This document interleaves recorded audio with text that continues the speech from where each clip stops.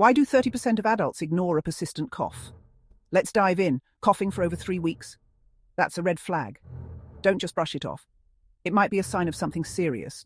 Could be asthma, or chronic bronchitis, or tuberculosis, even lung cancer.